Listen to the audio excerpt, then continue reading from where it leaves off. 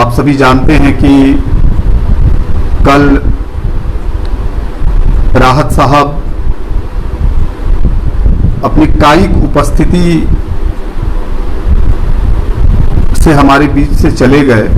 उनकी यादें, उनकी स्मृतियां रह गई, वो हमारी यादों में हैं, शायरी के हवाले से हैं। तो उन्हें हम याद करेंगे, उन पर कुछ बातचीत करेंगे और उनकी रचनाओं के हवाले से ये देखने की कोशिश करेंगे कि राहत साहब ने अपनी शायरी के दौर में, आप जानते ही हैं 52 साल का वो दौर है शायरी का जो उन्होंने हिंदुस्तान को दिया है, और इतने समय में किस तरह से उन्होंने आवाम के साथ रिश्ता बनाया है, इस पर एक बातचीत करेंगे। और मुझे लगता है कि आप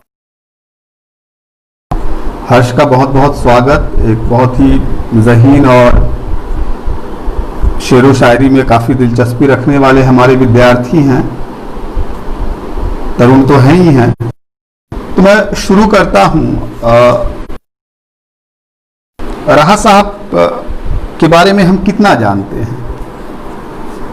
सच बात है कि बहुत कुछ जानते हैं।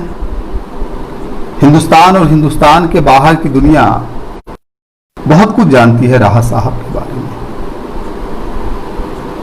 यह जानना क्या इस तरह से है कि मंचों पर, मुशायरों में राहत साहब अपनी उपस्थिति दर्ज किस तरह से कराते थे, या अपने उन शेरों के हवाले से जो बहुत ही बेबाक अंदाज में कहे जाते थे, उससे लोगों के बीच कैसे आते थे, उनकी जहन में कैसे रच बस जाते थे।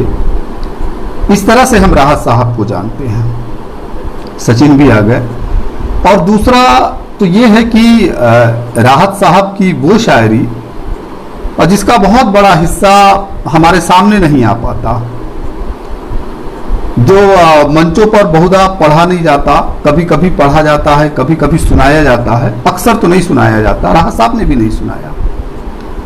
तो उस पर हम बातचीत करें, हम उस शख्सियत पर बातचीत करें जिसका अंदाज़े बया, वे ऑफ एक्सप्रेशन बहुत ही नाटकीय ढंग का रहा है, एक बहुत ही दिलचस्प, जिसने हर पीढ़ी को अपनी तरफ मोह लिया, सबको एक तरह से निहाल कर दिया, नई से नई पीढ़ी को।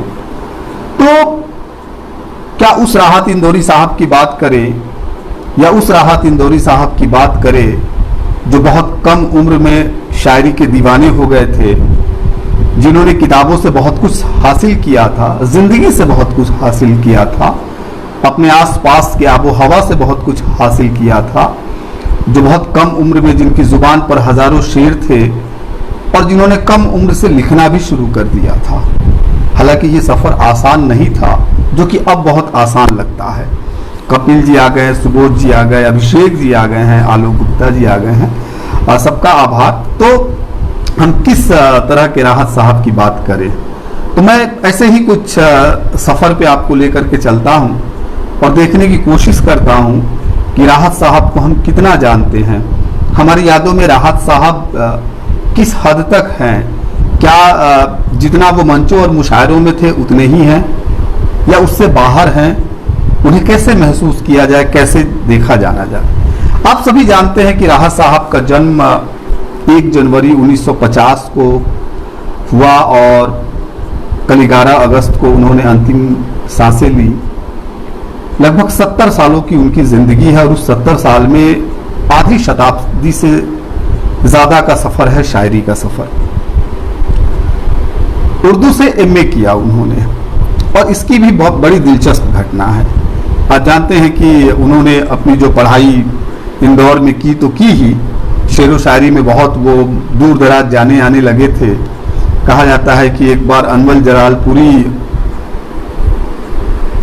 के जो है का सानिध्य उन्हें मिला। आप जानते हैं अनवर जलालपुरी हिंदुस्तान के मशहूर मुशायरों के जो निजामत करने वाले लोग होते हैं, जो संचालक होते हैं, उसमें से एक रहे हैं। आपने उनको उस फिल्म में भी संचालन करते हुए देखा होगा। तो अनवर जलालपुरी से 1969 के आसपास इनकी मुलाकात था में, और फिर उनकी सलाह पर कि इन्हें एमए करना चाहिए, इन्होंने एमए किया। और मजेदार बात है कि ये एमए जलालपुर से ही किया, इसी उत्तर प्रदेश में अंबेडकर नगर में जो एक जगह है वहीं के एक महाविद्यालय से एमए की डिग्री हासिल ली, और उसके बाद उन्होंने पीएचडी की भी उपाधि ली। एक कॉलेज में पढ़ाने का भी काम किया इंदौर विश्वविद्यालय में, यानी कि अध्यापन से एक अच्छा खासा रिश्ता रहा राहत इंदौरी साहब का। उर्दू के बहुत अच्छे अच्छे शायर आप देखेंगे कि बहुत अच्छे एकेडमिशियन जो है रहे हैं, वो चाहे बशीर साहब हो, वसीम बरेलवी साहब का तो आप कहना ही क्या है। तो इन्होंने वो सिलसिला किया। तो आप एक चीज तो ये देखिए कि जिस अंदाज में वो मंच पर पढ़ते हैं, और अगर आप ये ना जानते हो कि वो एक बहुत अच्छे एकेडमिशियन रहे हैं और विद्यार्थियों के साथ उनका एक अच्छा खासा रिश्ता रहा है, उर्दू अध्ययन अध्यापन की एक लंबी पारी उन्होंने गुजारी है, तो थोड़ा सा आप जजमेंटल हो सकते हैं, थोड़ा सा आप दाएं बाएं उनके वैचारिकी को लेकर के खसक सकते हैं। हालांकि ये अध्यापन उन्होंने ताउम्र तो नहीं किया, क्योंकि मुशायरों में जब वो बहुत मशरूफ हो गए उसके बाद उन्होंने एक तरह से ये छोड़ ही दिया, एक जिसको कहते हैं कि स्वतंत्र लेखन, उस लेखन में शामिल हो गए। और वो एक दौर 90 के दशक के आसपास से शुरू हुआ जो मुशायरों में, जिसे आप राहत इंदौरी का युग कह सकते हैं, जो बहुत बाद में बहुत लोग जुड़े, फिर उसमें कई लोग बहुत पहले से मुशायरों में जा रहे थे, लेकिन जो अंदाज राहत साहब ने विकसित किया, जो अंदाज़े बयां वो लेकर के आए, और जिस तरह से उन्होंने शेर को सुनाने और मुशायरों को लूटने का एक मतलब अपना पैटर्न बनाया, वो बहुतों को हासिल नहीं हुआ। बहुत कम लोग ऐसे हुए जिनको ये हासिल हो पाया। राहत साहब की खूबी ये थी कि क्या उर्दू अदब का मुशायरा हो, क्या आईआईटी के कैंपस का मुशायरा हो, किसी मेडिकल एसोसिएशन का मुशायरा हो, मुशायरा देश में हो या विदेश में हो, कहीं पर भी हो, किसी भी उम्र के बीच हो, किसी भी तरह के जो है उसके आयोजक किसी भी संस्था के हो, लेकिन वो जहाँ भी जाते थे, जहाँ भी उपस्थित होते थे, वो फिर वो मुशायरा अपने नाम कर लेते थे, केवल और केवल अपने नाम कर लेते थे। तो ये राहत साहब हैं, और ये उनकी उपस्थिति आप महसूस कर सकते हैं। बहुत सारी रचनाएं उनकी प्रकाशित हैं।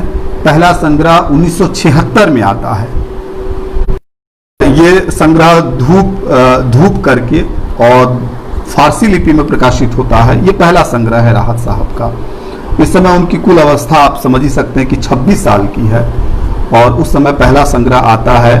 और बाद में कई संग्रह आते हैं। पांचवा दरवेश आता है, नाराज प्रकाशित होता है, हिंदी जिसे देवनागरी में कहते हैं। देवनागरी में उनका पहला संग्रह 1987 में आता है, मेरे बाद। फिर एक संग्रह मौजूद, फिर नाराज, चांद पागल है, रुत, ऐसे संग्रह प्रकाशित होते हैं। आइए देखते हैं कि राहत साहब अपने पहले संग्रह की भूमिका में अपनी शायरी के बारे में क्या कहते हैं, क्या सोच रहे हैं वो। जरा इसको देखते हैं, इसका कुछ हिस्सा देखते हैं। राहत साहब लिखते हैं कि मुल्क जब आजाद हुआ मुझे जिंदगी ने कैद कर लिया, छाले और पांव में रिवाजों की बेड़ियां, लेकिन छलांग लगाकर आगे बढ़ने का मोल नहीं लिया जा सकता। खुदा को गालियां देकर और देवताओं को सिक्कों की चमक दिखाकर पहाड़ों और खाइयों से आंखें बंद करके गुजर जाना, लेकिन ये रस्म मुझसे अदा न हो सकेगी। धूप, दश्त, प्यास और मैं तन्हा, मैंने अपने आप को अकेला पाया, एक एक हर्फ की तरह बेलिबास, बेसाजो सामान। मालवे की हसीन रात से मुट्ठी भर उजालों की भीख मांगी थी, लेकिन कालिदास की सरजमी से शब्दों की महरूमी नसीब हुई। और भयानक काली रात मेरे आंगन में उतर आई। जलती दोपहर से साए की तमन्ना की तो अपने वजूद को भी खोना पड़ा। ऊगती रातों के ख्वाब जिंदगी के जख्म बन गए। कतरा कतरा रोशनाई के लिए समंदरों की जजीरें हिलाई, लेकिन वहां भी चमकती रेत के सिवा क्या था।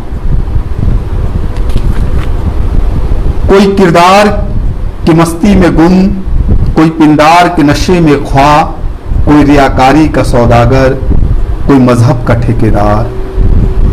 किसी की पेशानी पर सजदों के निशान, कोई तिलक लगाए शंकर का उपासक, कोई खाली सियासी खद्दर के लिबास में मलबूस। किसी को फटे हुए कमीज की शिकायत, किसी के लिबास में एक शिकन भी नहीं। कोई बहुत खुलकर मिला, किसी ने ख्वाबों में मिलने का वादा किया। किसी के पास शराब खानों के दस्तावेज, किसी के पास दश्त की प्यास। किसी को यादों के उजालों की तलाश, किसी को हमनवा की जरूरत। जी चाहा कि इन तमाम लेबलों को नोच कर फेंक दूं। खुदा को देखना ही है तो ऐनकों का सहारा क्यों लिया जाए। नंगी आंखों से जहां तक देख पाऊं वहीं मैं अपना मंदिर, मस्जिद, गुरुद्वारा बना दूं। ये राहत साहब अपने पहले संग्रह में लिखते हैं। और रुत जो कि 2016 में प्रकाशित होता है, उसमें उसका अंतिम पैरा लिखते हुए वो कहते हैं कि अब अनगिनत शबों का हिसाब करता हूं तो एक ही जवाब आता है। हमने गुल भी बहुत खिलाए थे, जिन जमीन बारिश होने का दावा, वो जमीनें हमें गोद लेने का ऐलान कर रही हैं। लोग उदासी का सबब पूछते हैं, क्या जवाब दें।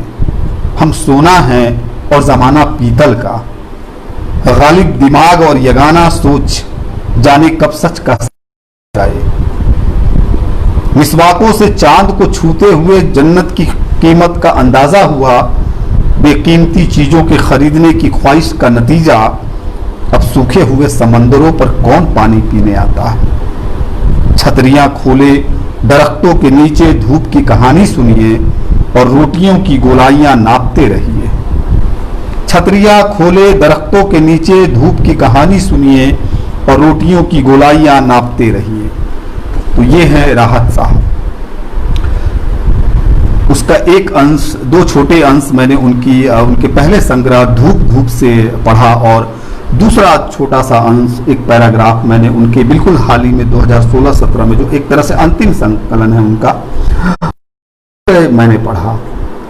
और आपने देखा होगा कि राहत साहब की बेचैनी और उनकी पूरी रचना धर्मिता के अंदर की जो बुनावट है, वो इन शब्दों में आपको उसका एहसास हो जाएगा। आपको मालूम पड़ जाएगा कि एक शायर की बेचैनी क्या है, एक शायर का अंदाज क्या है, एक शायर सोचता कैसे है और किस तरह से सोचता है। और फिर आप एक नई दुनिया में प्रवेश करेंगे जब आप इन सब चीज़ों से गुजरेंगे। जब किसी शायर से आप गुफ्तगू करेंगे, जब किसी शायर के आप एक तरह से जब उसके गद्य को पढ़ेंगे, तब आपको अंदाजा होगा कि शायर की असली दुनिया क्या है, हकीकत में वो क्या सोचता है। मंच पे तो वो जिन हालातों में मौजूद है और जिस तरह से वो पढ़ रहा है, जो सुना रहा है, जिसमें बहुत कुछ वह भी शामिल होता है जो सामने वाले सुनना चाहते हैं, लेकिन असल में वो किस तरफ चाहता है, वो क्या सोचता है, कैसे सोचता है। तो इस तरह की शायरी आप राहत इंदौरी साहब के यहाँ देखेंगे। राहत इंदौरी साहब के यहाँ एक और जो बड़ी बात है वो ये बात है कि मैं बार बार कहता हूँ और फिर मैं इस बात को दोबारा तिबारा दोहरा रहा हूँ कि आखिर क्या बात है कि राहत साहब एक बड़े शायर के तौर पर याद किए जाएंगे। बहुत लोग हैं शायरी की दुनिया में, आलोचना की दुनिया में बहुत लोग हैं जो राहत साहब को बहुत बड़ा शायर नहीं मानते।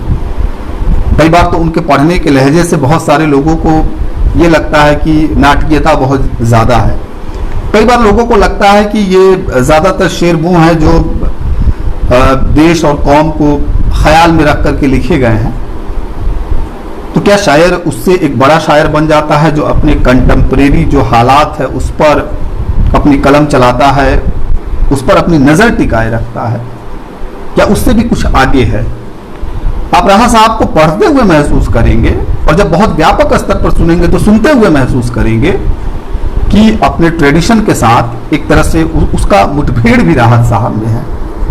सिर्फ अपने कंटेम्प्रेरी हालातों की चर्चा ही नहीं है, शेर उसी पर नहीं है, बल्कि अपने ट्रेडिशन के साथ एक बेहतर रिश्ता भी है, और बार बार अपनी नई पीढ़ी को संबोधित कर रहे हैं, उनके साथ एक रिश्ता बना रहे हैं। मैंने शुरू में ही कहा कि नई पीढ़ी को निहाल किया राहत साहब ने, और उसके एवज में नई पीढ़ी ने उतनी ही मोहब्बत उनको बख्शी, उतना ही प्यार दिया। बहुत कम ऐसे शायर होंगे उर्दू हिंदी की दुनिया में जिसको नई पीढ़ी ने, और वो किसी भी स्ट्रीम का हो, उसने उतना ही दुलार दिया हो, उतना ही प्यार दिया हो, जी खोल करके सराहा हो, जी खोल करके सुना हो और उसकी तारीफ की हो। इसके पीछे क्या है आप देखेंगे कि मैं कुछ शेर आपको सुनाऊंगा, और आप वहां देखेंगे कि राहत साहब का कमाल क्या है।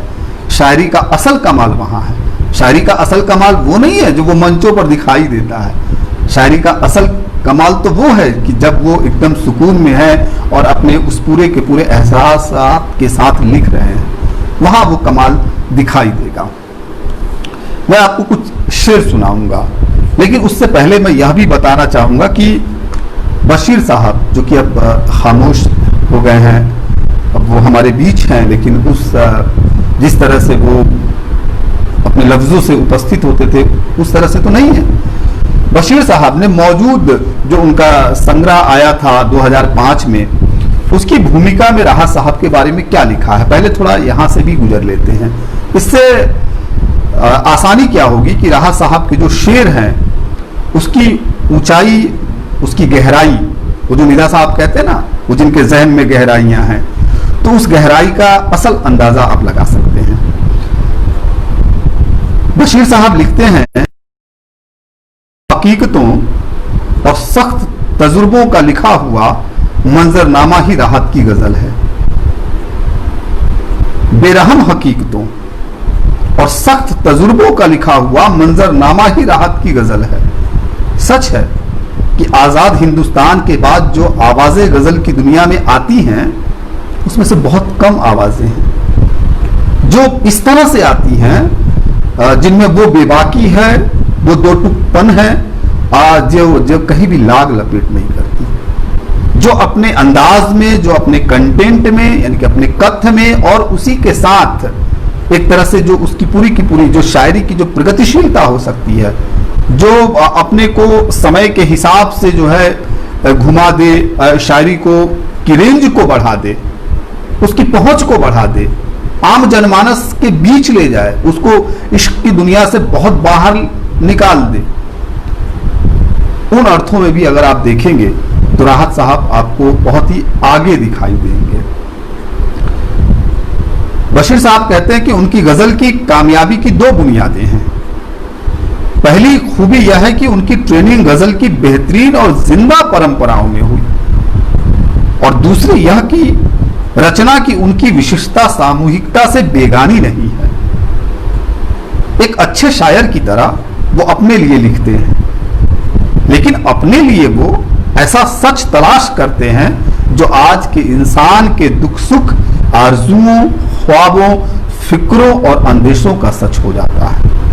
यही वजह है कि राहत की अछूती शायरी आम श्रोताओं और खास पाठकों की कसौटी पर एक जैसी खरी उतरती है।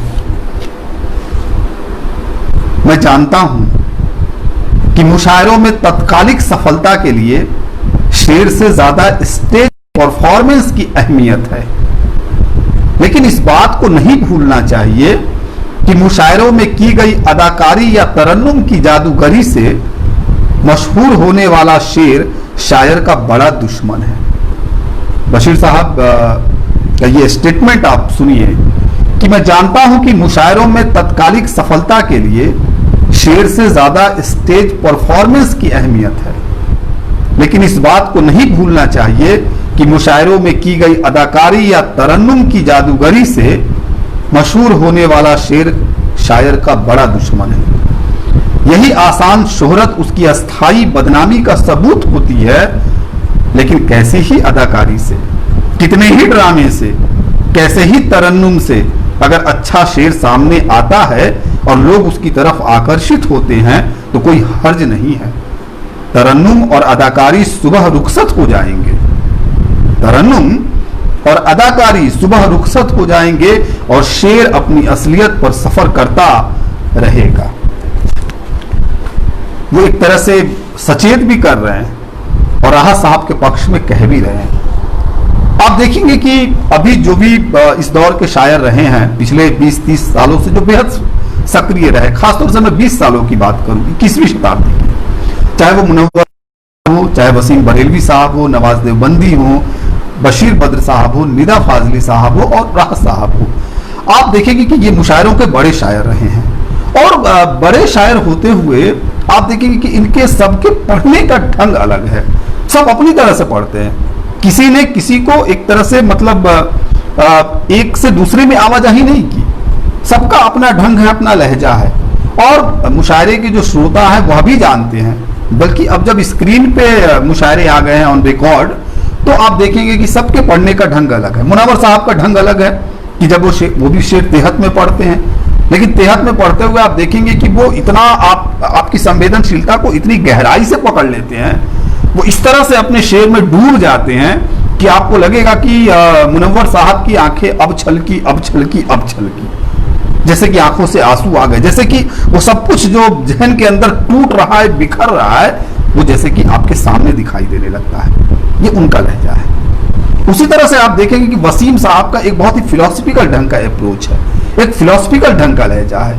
आप वहां पर जाएंगे और देखेंगे कि वो अपने पूरे एक जिसको कहते हैं ना कि प्रोफेसर, वो केवल अपनी कक्षाओं में ही नहीं रहे हैं, मुझे लगता है कि मुशायरों में भी वो उसी अंदाज के साथ उपस्थित होते हैं और वहां वो उसी मिठास के साथ अपने को प्रेजेंट करते हैं, कोई लटका कोई झटका नहीं, अपनी वो मीठी जुबान लेकर के। तो वो उनका एक अपना ढंग है। नवाज साहब का एक जो लहजा है, नवाज देवबंदी का, वो एक अलग लहजा है। तो सबका है और उसमें राहत साहब का भी एक लहजा है। लेकिन बशीर साहब ने जो बात कही ना कि क्या होता है कि मुशायरे के बारे में ये कहा जाता है कि मुशायरों ने कई बार बहुत हल्के शायरों को बहुत मकबूल कर दिया और बहुत मजबूत, जिसे कह सकते हैं बहुत महत्वपूर्ण शायरों को उन्होंने इस तरह से बाहर कर दिया मंच से, इस तरह से मतलब उन्होंने श्रोताओं ने उठा करके एक तरह से कहते हैं ना कि ये शब्द तो इस्तेमाल नहीं करना चाहिए, लेकिन फिर भी कि ऐसे उसे फेंक दिया, हूट कर दिया कि फिर दोबारा उनकी वापसी नहीं हो पाई। और आप जानते हैं कि जो भी हमारे दौर के अच्छे शायर जिन्हें हम मानते हैं, उसमें से ज्यादातर शायर वे हैं जो मंचों पर टिक सके, जो मंचों पर अपना सिक्का जमा सके, और जो नहीं जमा पाए वो जिसके कहते हैं कि अपने पन्नों में, अपने संग्रहों में जो है सिमट के रह गए। ठीक है कि वे भी सामने आते हैं, कोई ऐसा पाठक, कोई ऐसा सहधर्मी उनको मिल जाता है जो वहां से खींच करके निकाल करके लाता है और फिर एक जो है दुनिया के सामने एक रोशनी बिखेर देता है उनके शब्दों को, तो ये होता है। लेकिन कई बार जो ये नाटकीयता है, कई बार जो ये मंचीयता है, कई बार जो ये शेर है और ये जो रिश्ता है एक तरह से अपने ऑडियंस के साथ, ये शायर को मुश्किल में डाल देता है, कई बार उसको उसी का दुश्मन बना देता है। राहत साहब इस मायने में कि वे दोनों के बीच एक अच्छा खासा बैलेंस बना ले जाते हैं। ये जानते थे कि उनको क्या कहना है, कितना कहना है, कहाँ कहना है, और वो उस तरह से अपनी बात कह ले जाते हैं। तो आप देखेंगे कि वो बेबाकीपन भी है, अब वो कंटेम्प्रेरी जो समस्याएं हैं वो भी है, उसमें ट्रेडिशन के साथ एक बेहतर रिश्ता भी है और नई पीढ़ी के साथ गुफ्तगू भी है, उसके साथ बातचीत भी है, उसके साथ भी एक रिश्ता बना रहे हैं वो, और ये सब कुछ वो कर रहे हैं और बहुत ही अच्छे ढंग से कर रहे हैं। अब इसे हम कुछ शेरों के हवाले से देखते हैं, क्योंकि फिर वो राहत साहब को याद करने की बात ही क्या रहेगी जब तक उनके शेर ना हो और उसके हवाले से हम उनको ना देखें। या जैसे एक उनका शेर है कि हमने 200 साल से घर में तोते पाल के रखे हैं, हमने 200 साल से घर में तोते पाल के रखे हैं, मीर तकी के शेर सुनाना कौन बड़ी फनकारी है।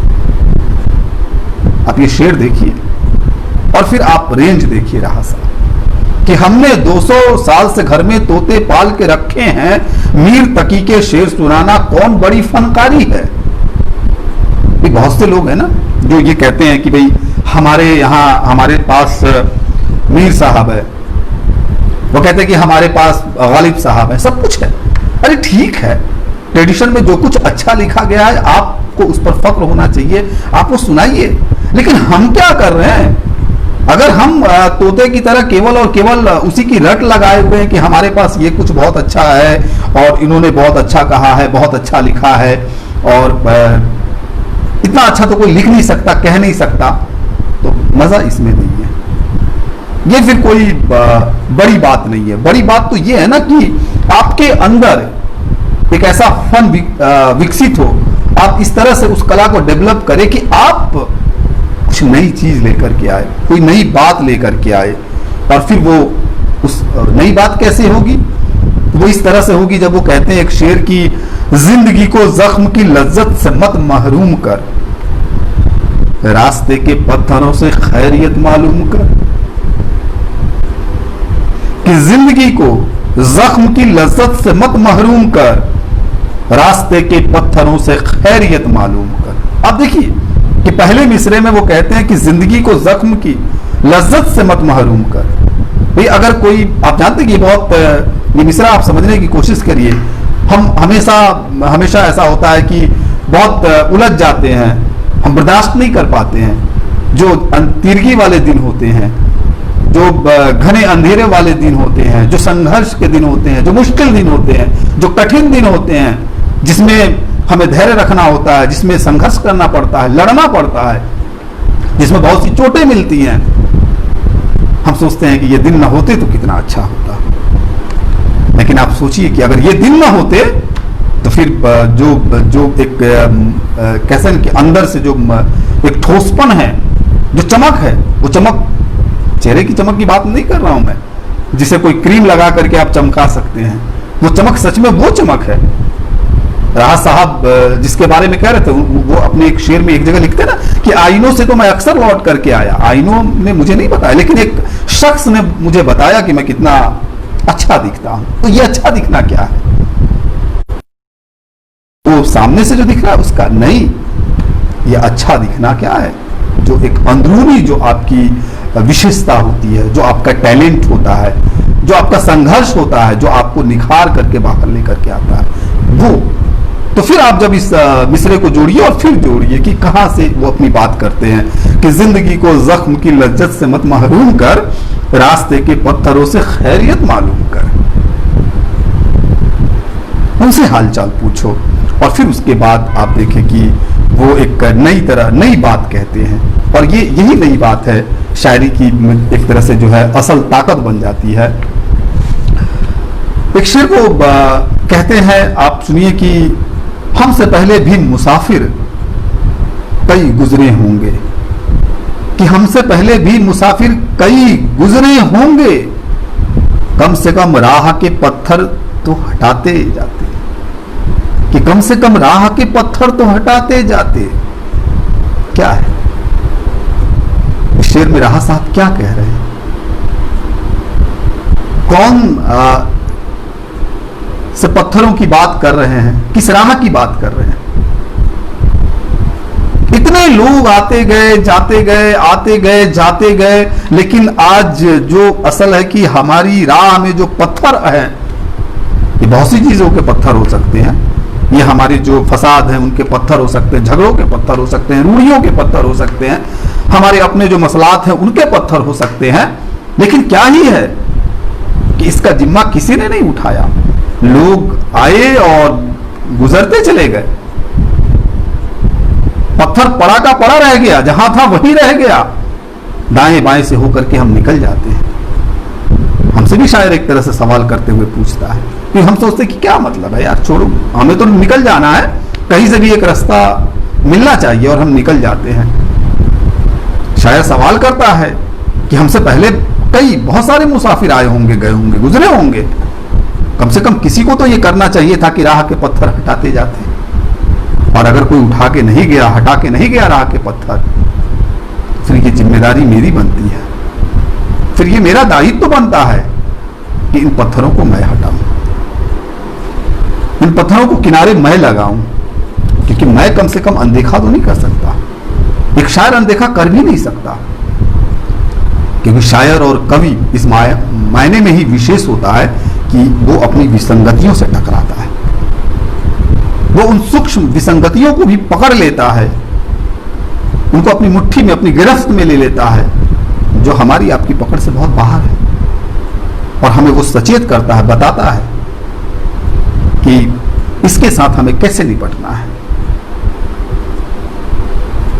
राह साहब का दो शेर है कि सब किताबें सब किताबें पढ़ी पढ़ाई थी, सारे किस्से सुने सुनाए थे।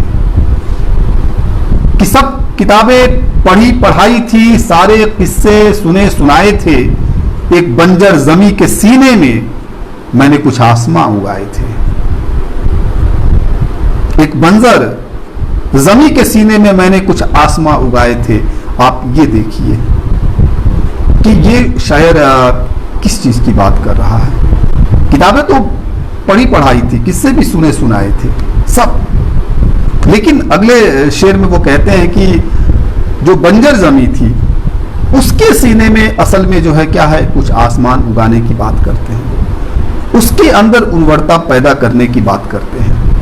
और ये जो एक मतलब जो शेर में ढल करके आता है, दरअसल क्या है कि ये रूह में होता है, ये हमारे मस्तिष्क में होता है शायर के, और वो उसके जीवन में होता है जिसको वो बदलना चाहता है या जो वो करना चाहता है, और उसको वो अपनी तरह से करता है। वो इस तरह से तो नहीं करता वो कि वो आपसे कह सके कि वो दिखाई दे प्रत्यक्ष रूप से, लेकिन शब्दों के माध्यम से करता है। शायर कई बार शब्दों के माध्यम से ऐसी बातें कह जाता है कि जिसे आप और किसी माध्यम से कर ही नहीं सकते, साध ही नहीं सकते। जैसे कि मुझे मुनव्वर साहब का एक शेर याद आ रहा है कि मुनव्वर साहब का नहीं, नवाज देवबंदी साहब का एक शेर याद आ रहा है कि आप देखिए उस शेर की ऊंचाई और फिर महसूस करिए कि शायर क्या कर सकता है। नवाज देवबंदी साहब का एक शेर है कि बदनजर उठने वाली थी किसी की जानिब, अपनी बेटी का ख्याल आया तो दिल कांप गया। ये शेर सुना दीजिए आप किसी भी ऑडियंस को। जब ये शेर किसी बाप के पास पहुंचता है, उस बाप के पास जो किसी बेटी का बाप है, वो किसी भी की तरफ अपनी बुरी निगाह उठाने से पहले 100 बार सोचेगा। शायर जिस अंदाज में बांध देता है ना, जो जंजीरें दिखाई नहीं दे रही है कि बदनजर उठने वाली थी किसी की जानिब, अपनी बेटी का ख्याल आया तो दिल कांप गया। ये शायर का काम है कि वो शब्दों के माध्यम से कई बार बेड़ियां भी निर्मित करता है, और वो शब्दों के माध्यम से कई बार दीवारों को ढाक देता है, तोड़ देता है। और असल जो शायरी होती है वो ये काम करके ही आगे बढ़ती है। तो कुछ बंजर जमी थी, और उस बंजर जमी के बीच मैंने कुछ आसमां उगाने की कोशिश की थी। एक गजल में वो कहते हैं, एक दो शेर में, उसमें एक शेर वो कहते हैं, आप देखिए कि तेरी दुश्मन है तेरी सादा लौही। सादा लौही बोलते हैं सादगी को, कि तेरी दुश्मन है तेरी सादा लौही, मेरी माने तो कुछ दुश्वार हो जा। अब आप कहेंगे कि नहीं ये क्या शेर है, इसमें कौन सी नई बात है, क्या कह रहे हैं राहत साहब, ऐसा आप कह सकते हैं। लेकिन ये बात आप समझने की कोशिश करिए, और जब इसकी गहराई में आप जाएंगे तो आपको लगेगा कि राहत साहब सच में एक बड़ी बात कह रहे हैं। जो आदमी मुश्किल नजर नहीं आता, जो आदमी मुश्किल नजर नहीं आता, जो जटिल नजर नहीं आता, जिसमें कुछ ऐब, कुछ नखरे, कुछ गुमान ना हो, आज के दौर की सच्चाई ये है कि फिर हम उसकी कोई कीमत नहीं लगाते, उसका कोई महत्व नहीं आंकते। जो आदमी जितनी ईमानदारी के साथ, जितनी सहजता के साथ, जितनी सरलता के साथ और जितने ही मतलब पानी की तरह पारदर्शी होकर हमसे मिलता है या जिसका व्यवहार वैसा है, वैसों के लिए हमारा समाज कोई बहुत अच्छे विशेषण और बहुत अच्छी उपमाएं नहीं तय करता, क्योंकि ऐसे लोगों को लोग भाव ही नहीं देते। फिर शायर ये कहता है कि अगर आप इस दौर में एक तरह से रहना चाहते हैं तो और अपने महत्व को बढ़ाना चाहते हैं तो आपको क्या करना होगा? आपको थोड़ा दुश्वार होना पड़ेगा, थोड़ा कठिन होना पड़ेगा, थोड़ा जटिल होना पड़ेगा, थोड़ा मुश्किल होना पड़ेगा। ये बात राहत साहब ने सामान्य आदमी के लिए भी कहा होगा और ये बात राहत साहब ने अपने जीवन के अनुभव के आधार पर भी कहा होगा। और शायरी इसी तरह से गुफ्तगू करती है। और वो आप देखिए कि मेरी माने तो कुछ दुश्वार हो जा, अगर दुश्वार हो जाएगा, सहल नहीं रहेगा, सहज नहीं रहेगा, हर किसी को हर जगह उपलब्ध नहीं रहेगा, तो हो सकता है कि तुझे बड़ा माना जाए, तेरी कीमत फिर कुछ ज्यादा लगाई जाए, तेरा महत्व बढ़ जाए, ऐसा हो सकता है। एक शेर है उनकी गजल का कि हालांकि वो पूरी की पूरी गजल ही बहुत महत्वपूर्ण है और उस गजल के हवाले से आप अपने समय और उस समय को भी देख सकते हैं जिसे आपने अपनी आंखों से नहीं देखा। नींदे क्या क्या ख्वाब दिखाकर गायब हैं, आंखें तो मौजूद हैं, मंजर गायब हैं, बाकी जितनी चीजें थी मौजूद हैं सब, नक्शे में दो चार समंदर गायब हैं। और जाने ये तस्वीर में किसका लश्कर है, हाथों में शमशीरें हैं, सर गायब हैं, गालिब भी है बचपन भी है शहरों में, मजनू भी है लेकिन पत्थर गायब हैं। धंधेबाज मुजाविर हाकिम बन बैठे, दरगाहों में मस्त कलंदर गायब हैं। और शेर जहां तक मैं ले जाना चाहता था आपको वो ये है कि दरवाजों पर दस्तक दे तो कैसे दे, कि दरवाजों पर दस्तक दे तो कैसे, घर वाले मौजूद मगर घर गायब है। कि दरवाजों पर दस्तक दे तो कैसे दें, घर वाले मौजूद मगर घर गायब है। ये हमारे दौर की सच्चाई है और शायर आपको यहां ले जाना चाहता है और वो जब वो सुकून में होता है तब आपको लेकर के जाता है अपने समय की विसंगतियों पर और अपने समय की सच्चाइयों से आपको रूबरू कराता है कि घर में लोग तो हैं लेकिन घर क्या है, गायब हो गया, घर कहीं दिखता नहीं है। आज उसको, इस शेर को आप किसी भी तरह से इस्तेमाल कर लीजिए, आप इस तकनीक के युग में इसको इस्तेमाल कर लीजिए, आप अपने रिश्तों के बिखरेपन में इसको इस्तेमाल कर लीजिए, आप संयुक्त परिवार और उसके बाद की टूटन में इसको इस्तेमाल कर लीजिए, कहीं भी इस्तेमाल कर लीजिए। कितने अजनबी हो गए हैं ना, घर अब नहीं मिलता, दीवारों के अंदर लोग तो रहते हैं लेकिन लोगों के रहने से घर नहीं होता, दीवारों के उठा देने से भी घर नहीं होता। घर तो रिश्तों से होता है और रिश्तों की गर्माहट से होता है, उसके मेल मिलाप से होता है, उसकी बदकही से होता है, सुख दुख के साझेपन से होता है, गुफ्तगू से होता है। आज जिस दौर में हम रह रहे हैं, हमारा घर क्या, हमारा घर है, एक कोने में आप बैठे हैं, एक कोने में मैं बैठा हूं, एक कोने में वो बैठे हैं, एक कोने में वो बैठे हैं, सब अपनी अपनी दुनिया में खोए हुए हैं। कहने को भीड़ है, कहने को घर है, लेकिन जो जितनी आबादियों के बीच है वो उतना ही तन्हा है। तो फिर ये लगता है कि हाँ, राहत साहब जब ये शेर कह रहे होंगे और ये शेर एक तरह से 20वीं शताब्दी के बिल्कुल अंतिम मुहाने पर कह रहे होंगे, जब ग्लोबलाइजेशन और भूमंडलीकरण का नारा जोरों पर था और जब ये हो रहा था कि दुनिया एक मुट्ठी में आ जाएगी, उस वक्त ये अंदाजा नहीं रहा होगा कि आने वाला समय और तकनीकें किस तरह से घर को घर से गायब कर देगी। एक शेर मैंने बहुत पहले कहा था कि आदमी को ये क्या हो गया देखिए, घर में रह के भी घर ढूंढता फिर रहा, कि घर में रह के भी घर ढूंढता फिर रहा। और आप यहां देखिए कि दरवाजों पर दस्तक दे तो कैसे दें, घर वाले मौजूद मगर घर गायब है। और ये शेर मुझसे पहले कहा राज साहब ने, वो मुझ तक पहुंचे और पता नहीं कैसे पहुंचे, लेकिन ये मेरी ट्रेडिशन में अगर मैं उधर जाने की कोशिश करूं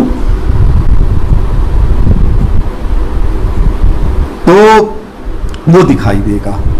उसी तरह से आपको मैं कुछ एक शेर और सुनाता हूं, और आप देखें कि मैं उन गजलों की तरफ नहीं जाऊंगा, उन शेरों की तरफ जाने से बच रहा हूं जो बहुत मशहूर हैं और जो आपकी जहन में हैं, और जो राहत साहब की पहचान को बिल्कुल ही प्रथम पंक्ति में खड़ी करते हैं। उनकी चर्चा मैं नहीं करूंगा, क्योंकि उन पर बातचीत करके मैं एक अपने समय को थोड़ा सा बातचीत न करके बचाना चाहता हूं। मैं कुछ आपको एक तरह से जो ऐसे शेर जो नए तरह से आते हैं वो सुनाता हूं। हर्ष लिख रहे हैं, लगातार लिख रहे हैं कि एक गजल के कुछ वो शेर देखे। एक शेर आता है उस गजल में, तो दो शेर हैं, लेकिन एक शेर मैं कहूंगा कि आपकी नजरों में सूरज की है जितनी अजमत, हम चिरागों का भी उतना ही अदब करते हैं। कि आपकी नजरों में सूरज की है जितनी अजमत, हम चिरागों का भी उतना ही अदब करते हैं। ये टेस्ट जिसको कहते हैं ना, ये चॉइस जिसे हम कहते हैं ना, ये है आप किसके साथ हैं और हम किसके साथ हैं।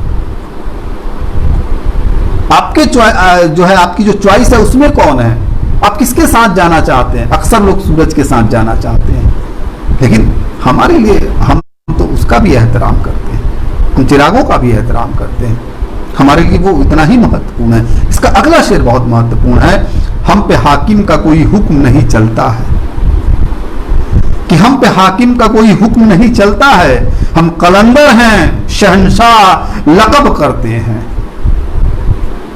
कि हम कलंदर हैं शहंशाह लक़ब माने पदवी करते हैं। कि हम पे हाकिम का कोई हुक्म नहीं चलता है, हम कलंदर हैं शहंशाह लक़ब करते हैं।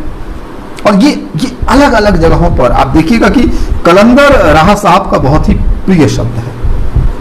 कई शेरों में आता है, कई गजलों के शेरों में वो आता है कि वतन बोरियों पर बैठिए कुल्हड़ में पानी पीजिए, हम कलंदर हैं हमारी मेजबानी और है। उस तरह से कलंदर और भी कई जगहों पर आता है। तो ये प्रिय, तो कलंदर क्या, ये अंदाज है एक शायर का। एक जो दानिश्वर होता है उसका अंदाज ये होता है, जिसे अदब से मोहब्बत होती है उसका अंदाज ये होता है। उसके लिए बाकी किसी चीज का कोई महत्व ही नहीं होता, किसी पद का, किसी कुर्सी का, किसी लोभ का, किसी लालच का कोई महत्व नहीं होता। उसके सामने ये सारे के सारे आडंबर जो है बेकार, कोई मूल्य नहीं है उसका। तो कहा कि हम पे हाकिम का कोई हुक्म नहीं चलता है। अगर हाकिम का हुक्म चलता तो फिर आवाम के साथ रिश्ता नहीं बनता। क्योंकि वो शेर है ना मुनव्वर साहब का, कलम किस पर चलानी थी, उसका मिसरा है कि कलम किस पर चलानी थी, कलम किस पर चलाती। तो ये है कि क्या होगा कि जब आप पदवी धारण करने लगेंगे, जब आपके अंदर ये ख्वाहिश पैदा हो जाएगी कि आप को ये हो जाए, वो हो जाए, ये मिल जाए, वो मिल जाए, वो मिल जाए, वो मिल जाए, तब तो हाकिम का हुक्म जो है असर करेगा। लेकिन जब आप कलंदर हो जाते हैं, जब आप सब कुछ को एकदम फना मानने लगते हैं, एकदम वो उसकी कोई कीमत ही नहीं होती, तो फिर आप शहंशाह की पदवी में हासिल कर लेते हैं। और हर्ष बता रहे हैं कि कलंदर किताब भी आई है, बिल्कुल। तो ये और उसी अंदाज में फिर वो अपनी बात कहते चले जाते हैं कि एक शेर वो कहते हैं कि वो कभी शहर से गुजरे तो जरा पूछेंगे, जख्म हो जाते हैं किस तरह दवा पूछेंगे। अब ये शेर लीजिए और फिर आप गालिब साहब को उठाइए और आप परंपरा के एक बहुत बड़े शायर के साथ आप देखेंगे कि राहत साहब मुठभेड़ कर रहे हैं। गालिब साहब ने तो ये कहा था कि दर्द का हद से गुजरना है दवा हो जाए, कि दर्द अगर हद से बढ़ जाए तो वो दवा में तब्दील हो जाता है। और हम उसको कह करके सुना करके बिल्कुल एक तरह से कई बार राहत महसूस करते हैं कि ठीक है, दर्द जब हद से गुजर जाएगा तो दवा हो जाएगा, ये इस तरह से गीत भी है। लेकिन जब राहत साहब ये कहते हैं कि वो कभी शहर से गुजरे तो जरा पूछेंगे, किससे पूछेंगे, वो कौन है यहां? क्या वो गालिब साहब हैं जिन्होंने ये बात स्थापित कर दी थी, या वे लोग जो इस बात को मानते चले आ रहे हैं?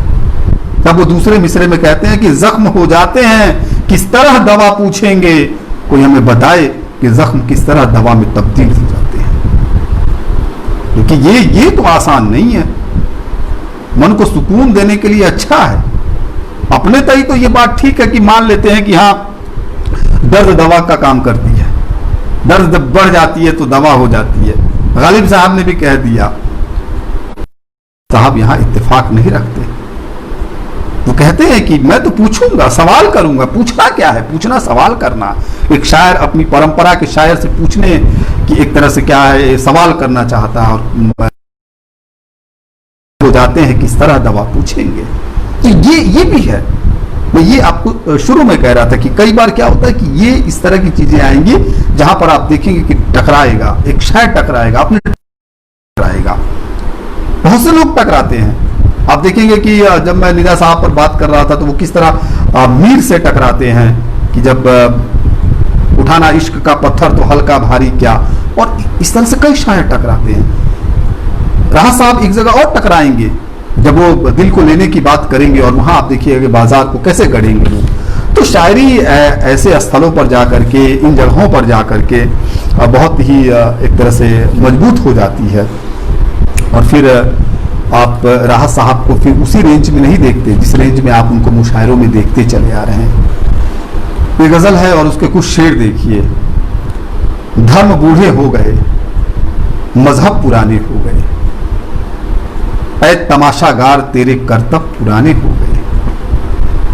राहत साहब ने जब ये शेर कहा होगा तो उनको लगा होगा कि उनकी पीढ़ी सच में बहुत मॉडर्न हो गई। उनकी पीढ़ी सच में तमाशों को ठीक ठीक ढंग से समझ पा रही है।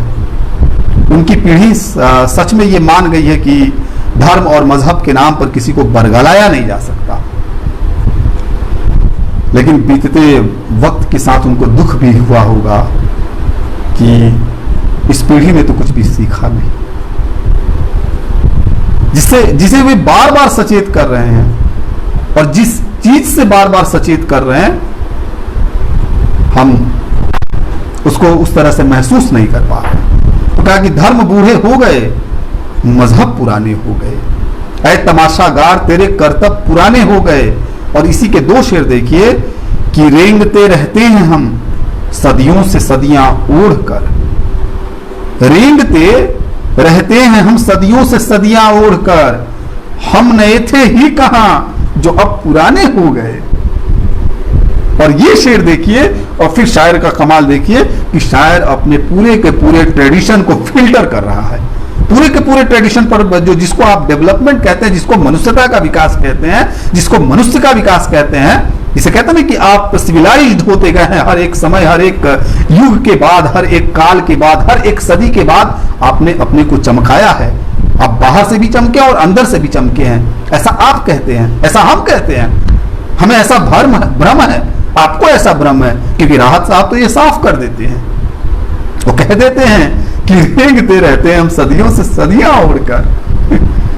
आपको अगर ऐसा लगता हो कि आप चल पड़े थे, आपको ऐसा लगता हो कि आप उड़ पड़े, दौड़ पड़े थे, आपको ऐसा लगता हो कि आप, तो साहब ये भ्रम मत पालिए। क्योंकि अगर हम रेंगने से चलने, दौड़ने पर आ गए होते, दौड़ने से अगर हम उड़ने पे आ गए होते, तो ये जो तमाम तरह के ये जो झंझावात हैं, ये जो झमेले हैं ना, ये तमाम तरह के जो पैरहन हमने अपने बदन पे ओढ़ रखे हैं सदियों सदियों सदियों सदियों सदियों से सदियों के, ये सब होते नहीं। फिर ये फसाद, ये झगड़े, ये छोटी छोटी जो है चीजों पर जो बराबर की जो है ये टकराहट है, ये नहीं होती। तो राहत साहब आप देखिए कि एक शेर में किस तरह से मनुष्यता का, डार्विन का सिद्धांत रहा होगा जो रहा होगा, उन्होंने कह दिया होगा कि हाँ मनुष्य के विकास का कोई सिद्धांत है, लेकिन राहत साहब अपने एक शेर में उस पूरे के पूरे विकास की थ्योरी को किस तरह से प्रश्नांकित कर देते हैं, उस पर सवाल खड़ा करते हैं। शायरी यहां होकर आकर के बड़ी होती है कि रेंगते रहते हैं हम सदियों से सदियां उड़कर, हम नए थे ही कहां जो अब पुराने हो गए। कब नए थे भाई, कब मॉडर्न थे? आपकी मॉडर्निटी किस में है? क्या बदन पर नए कपड़े, लिबास ओढ़ लेने से कोई मॉडर्न हो जाता है? या आप अपने चेहरे को चमका लेने से मॉडर्न हो जाता है? जहनियत का मामला क्या है? अगर वो मॉडर्न नहीं हो सका, आप मनुष्यता के स्तर पर आगे नहीं बढ़ सके, आप सबको स्वीकार नहीं कर सके, तो आप उसी तरह से रेंग रहे हैं जैसे कोई कीड़ा रेंगता है, और अब भी रेंग रहे हैं। और उसी में एक शेर वो कहते हैं कि आस्तीनों में वही खंजर वही हमदर्दियां हैं, नए अहबाब लेकिन ढब पुराने हो गए। आस्तीनों में वही खंजर वही हमदर्दियां हैं, नए अहबाब लेकिन ढब पुराने हो गए। और इस तरह से आप देखिए कि ये गजल कमाल की गजल है। इसमें इसके जो एक मतला और 5 शेर है, और ये पूरा का पूरा शेर बहुत अलग अलग ढंग से, अलग अलग तरह से जो है अपनी पूरी की पूरी ट्रेडिशन, डेवलपमेंट की पूरी थ्योरी और मनुष्यता को का एक तरह से पूरा विश्लेषण करता हुआ आपको नजर आएगा।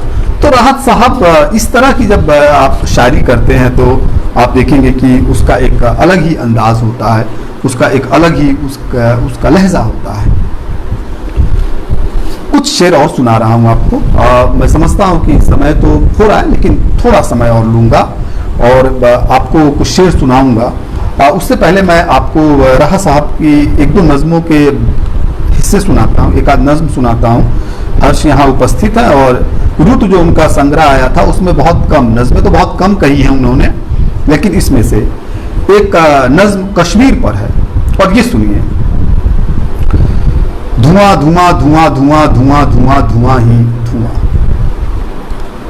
ये साजिशें दिशाओं की, ये साजिशें हवाओं की, लहू लुहान हो गई जमी ये देवताओं की। न शंख की सदाएं हैं ना अब सदा अजान की, नजर मेरी जमीन को लगी है आसमान की। दर बदर ये लोग क्यों जले हैं क्यों मका, धुआं धुआं धुआं धुआं धुआं धुआं धुआं। ये किसने आग डाल दी है नर्म नर्म घास पर, लिखा हुआ है जिंदगी यहाँ हर एक लाश पर। ये तख्त की लड़ाई है, ये कुर्सियों की जंग है, ये बेगुनाह खून भी सियासतों का रंग है। लकीर खींच दी गई दिलों के दरमियां, धुआं धुआं धुआं धुआं धुआं धुआं धुआं। कश्मीर का कितना अच्छा एक तरह से खाका उन्होंने खींचा इस नज्म में। लता मंगेशकर पर एक वो नज्म कहते हैं, और उसके कुछ हिस्से सुना रहा हूं कि धनक है रंग है, एहसास है कि खुशबू है, चमक है नूर है, मुस्कान है कि आंसू है।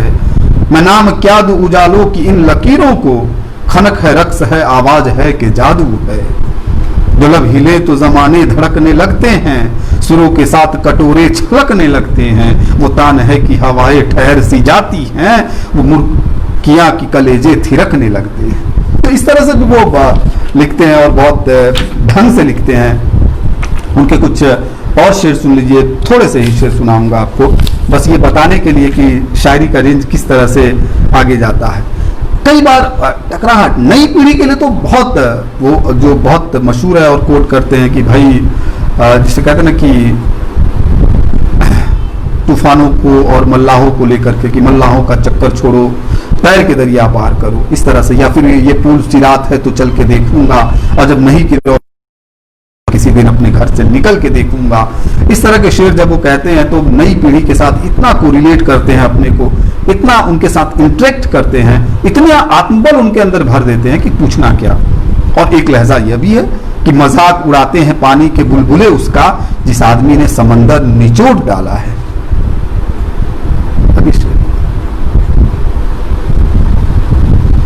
और आज के दौर को महसूस करिए, छोटे छोटे छोटे वो वसीम साहब का भी एक शेर है ना कि जरा सा खतरा कहीं उभरता है, समंदर के ही लहजे में बात करता है।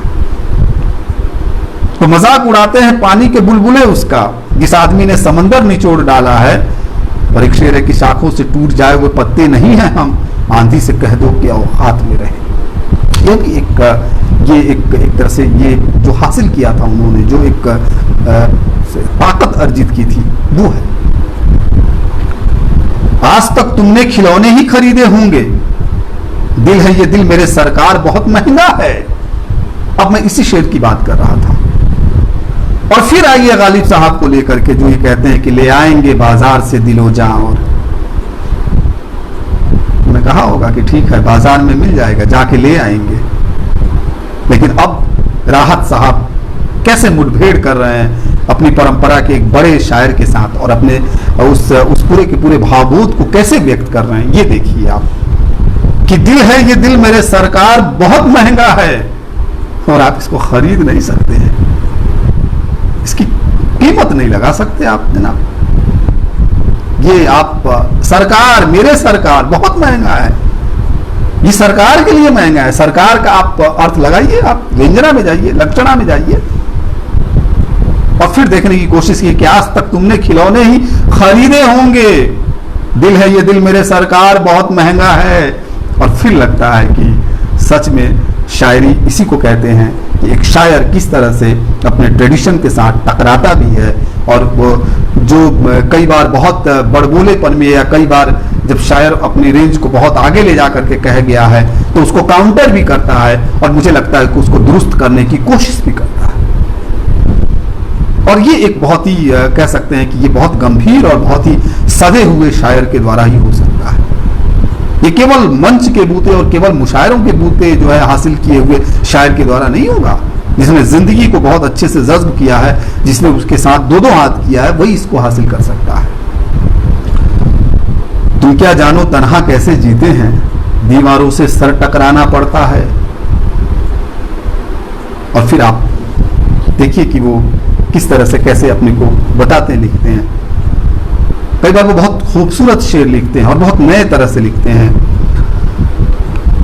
और बहुत आसान सा भी शेर कह जाते हैं जिसे सुनकर के आप बहुत जल्दी में खुश हो जाएंगे कि चांद लिखा कभी सूरज कभी मौसम लिखा, बात इतनी थी मुझे नाम तेरा लिखना था। और आप कहेंगे कि क्या शेर कहा है इन्होंने।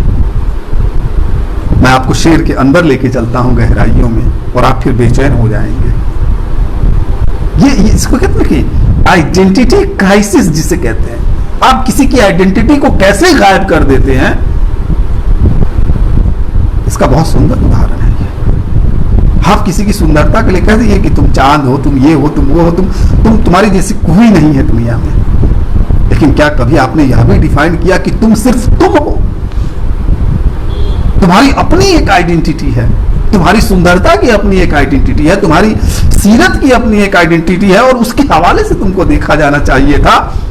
तो दाएं बाएं तो बहुत करते हैं आप, लेकिन असल बात जो करनी होती है वो बात नहीं करते हैं। और तब जाकर के ये शेर उठाइए और फिर देखिए और फिर बेचैन हो जाइए आप कि चांद लिखा कभी सूरज कभी मौसम लिखा, बात इतनी थी मुझे नाम तेरा लिखना था और मैंने तेरा नाम नहीं लिखा। यह ध्वनित हो रहा है इस शेर में। और फिर शायरी को महसूस करिए कि शायरी उतनी भर नहीं है जितनी वो बाहर से दिखती है और उतनी भी नहीं है कि जितनी सुनने में बहुत सुकून देती है। फिर वो लगता है कि नहीं, वो एक बड़ी दुनिया की बात कर रही है, वो किसी के हक में खड़ी हो रही है और सवाल कर रही है। यहां भी शायर एक तरह से सवाल ही कर रहा है, वो अपने को कटघरे में रख रहा है। अपने को मतलब आपको भी कटघरे में रख रहा है और फिर आपसे पूछ रहा है कि ये दाया बाया क्यों? चांद लिखने की क्या जरूरत थी, सूरज लिखने की क्या जरूरत थी, मौसम लिखने की क्या जरूरत थी?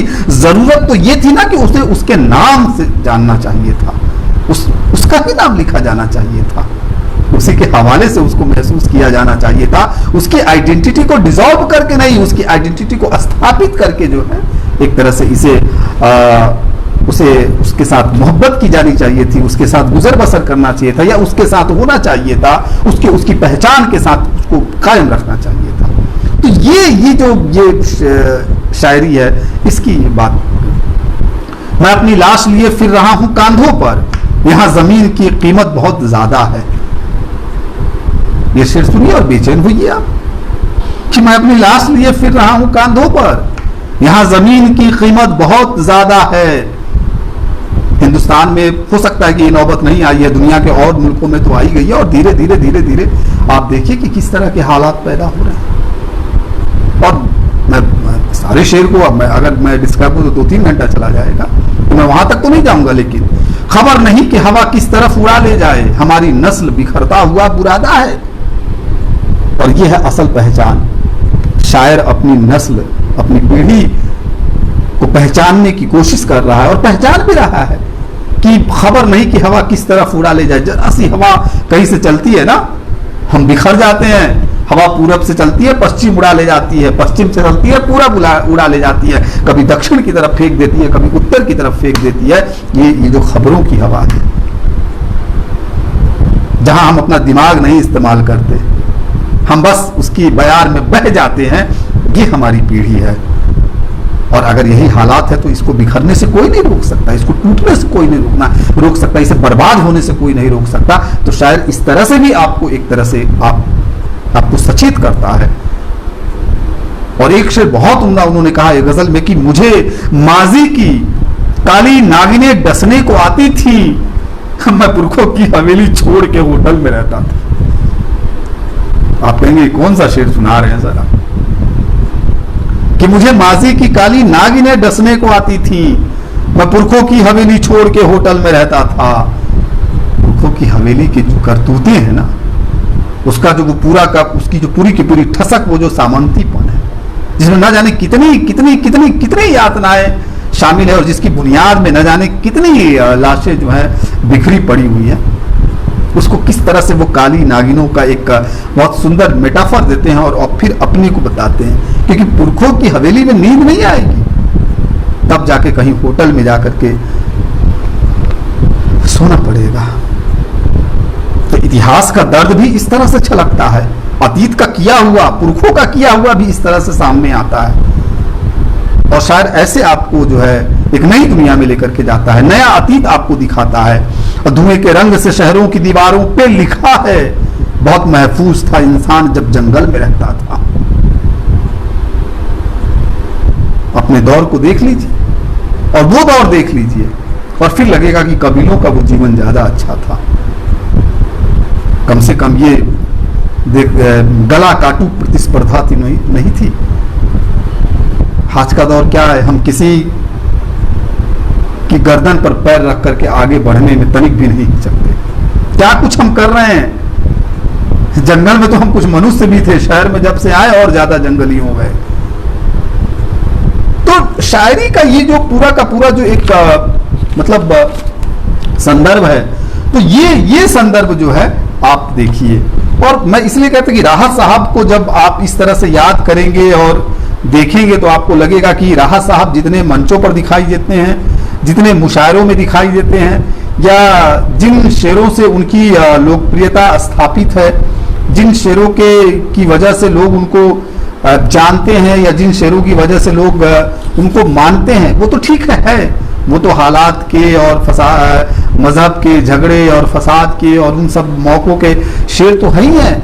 लेकिन राहत साहब वहाँ बड़े शायर हो जाते हैं जहाँ मैंने आपसे कहा ना कि वो ट्रेडिशन के साथ टकराते हैं, जहाँ मैंने आपसे कहा कि वे एक नए तरह के मेटाफर लेकर के आते हैं, जहाँ मैंने आपसे कहा कि वो किस तरह से अपने पूरे अतीत को खंगाल डालते हैं, जहाँ मैंने आपसे कहा कि वो किस तरह से अपनी आलोचना करते हैं, जहाँ वो नई नस्लों की आलोचना करते हैं, जहाँ भूमंडलीकरण से आबाद हुई दुनिया का जो सच है उसको भी उजागर करते हैं और दिखाते हैं। और इस तरह से जो है राहत साहब अपनी शायरी में सच में बेमिसाल हो जाते हैं। तो ये राहत साहब है, और राहत साहब को इस तरह से पढ़ना चाहिए। और भी बहुत सारे ढंग हो सकते हैं उनको पढ़ने के और उनको जज्ब करने के, केवल यही काफ़ी नहीं है जो मुशायरों में और जो स्क्रीन पर दिखाई पड़ता है। उनके जीवन को देखा जाना चाहिए, उनके उन गज़लों को भी देखा जाना चाहिए जो हमारी आंखों के सामने नहीं है, और उनकी उस एकेडमिक दुनिया के सरोकारों को भी समझने की कोशिश की जानी चाहिए। और यह भी समझना चाहिए कि आईने ने जिस आदमी को हमेशा लौटाया था, आखिर किसने उस शख्स की सुंदरता उसे बताई थी, इसका भी एहसास करना चाहिए। और बस बात यही ख़त्म करूँगा कि दर बदर कि जो थे वो दीवारों के मालिक हो गए, मेरे सब दरबार दरबानों के मालिक हो गए। लफ्ज गूंगे हो गए, तहरीर अंधी हो चुकी, जितने मुखबिर थे वो अखबारों के मालिक हो गए। और लाल सूरज आसमां से घर की छत पर आ गए, जितने थे बेकार सब कारों के मालिक हो गए। और अपने घर में हम बैठे रहे, मिशल बकफ चंद जुगनू चांद और तारों के मालिक हो गए। और देखते कितनी दुकानें खुल गईं, बिकने आए थे वे बाजारों के मालिक हो गए। सर वक़फ़ थे, सरों से हाथ धोना पड़ गया, सर झुकाए थे वो दस्तारों के मालिक हो गए।